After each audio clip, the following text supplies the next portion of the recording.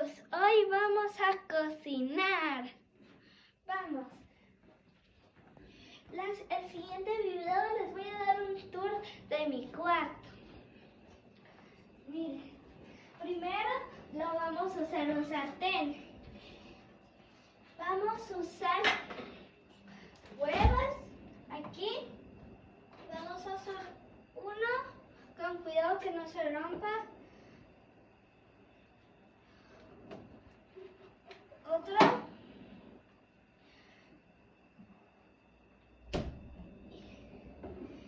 Y vamos a agregar un cucharón para poder revolver el huevo.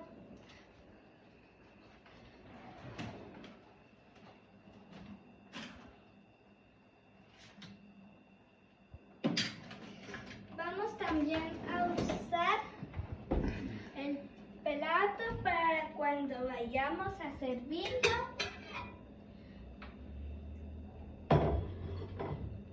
Y a empezar. Ahorita